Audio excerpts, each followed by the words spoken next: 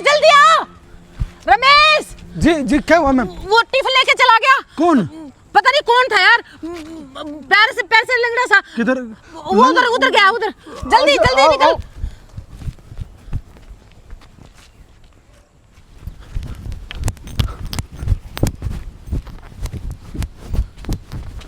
दिखा क्या? नहीं मैम।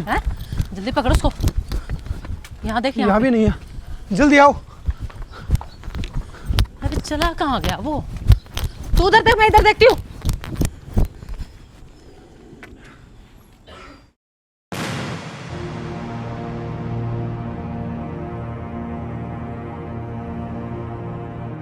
मैडम लग रहा बहुत तेज रेसर था वो। अरे खाक रेसर था, अपाइज था वो, एक पैर था भी नहीं उसके। अपाइज था? हाँ अपाइज था, तभी तो पूछ रही कि वो गया कहाँ है इतनी जल्दी, हम भी इतनी देर से ढूंढ रहे। वो चला कहाँ गया? यहीं कहीं छुपा मिलेगा वो।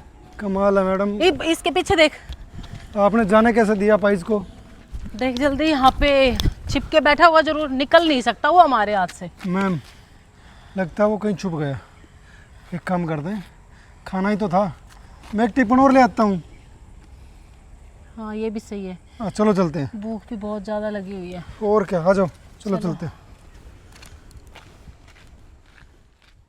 लो भाई, आपको 10 दिन हो गए खाना खाए हुए, ये लो खाना खा लो। छोटे मुझे ये बता, तू ये खाना कहाँ से लेके आया? भाई आप छोड़ो ना इस बात को, आप बहुत भूखे हो, कमज़ोर हो गए हो, लो आप खाना खा लो। कोई बात नहीं छोटे, पहले मुझे ये बता दे ये खाना कहाँ से लेके आया है? भाई सच बताऊं, ये खाना मैंने पुलिस वाली मैडम का चोरी किया है। चोरी करके लाया है? हाँ भैया, मुझसे ना। चोरी किया हुआ खाना खाऊंगा, तुझे शर्म नहीं आती? भैया इसमें शर्म की क्या बात है, आप 10 दिन से भूखे हो, अगर ऐसे 2-4 दिन और जियोगे तो आप मर ही जाओगे भैया। अरे कोई बात नहीं, चोरी से तो मरना भला है। नहीं भैया, मैं ये खाना नहीं खाऊंगा। भैया नहीं, देखो मेरा एक पैर नहीं है, मैं कमा तो सकता नहीं, लेकिन मैं जैसे तैसे करके ना आपको खाना खिलाऊंगा भैया, आपको मरने नहीं दूंगा भैया। नहीं भैया, नहीं भैया आपको मेरी कसम, देखो भैया आप खाना खा लो। नहीं भैया, कोई बात नहीं, खा लो भैया खाना। मैडम जी आप, साहब आप। अरे कोई बात नहीं, डरने की कोई बात नहीं है। भाई साहब खाना खा लो।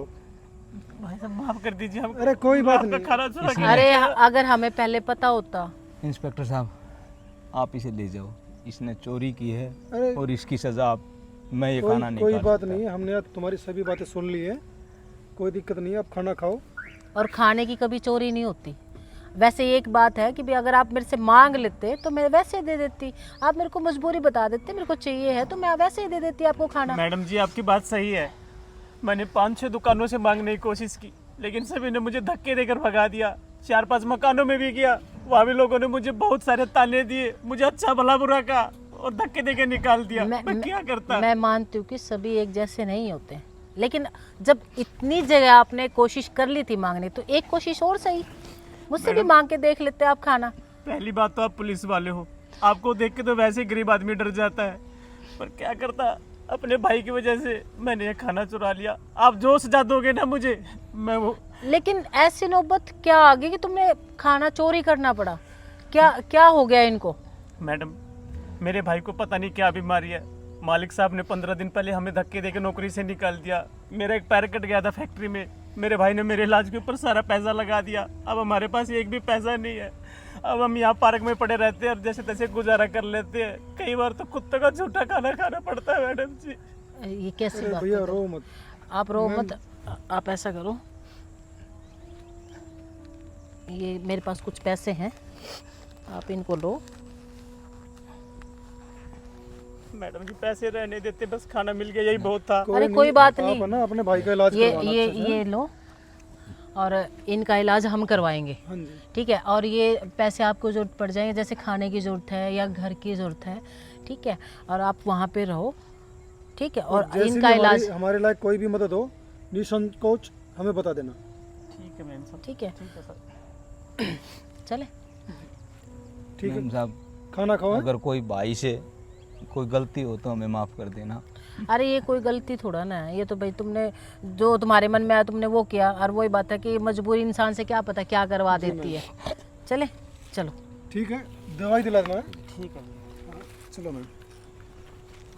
छोटे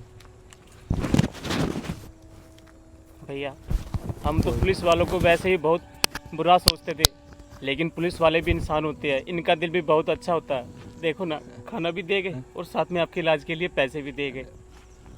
हरे कृष्णा दोस्तों, इंसान का जो जन्म होता है ना, वो कर्मों के आधार पे होता है।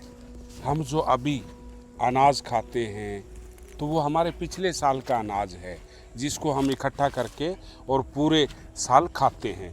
इसी तरह जो हमने पिछले जन्म में अपने कर्म किए हैं, उसी हिसाब से हमारा अगला जन्म होगा।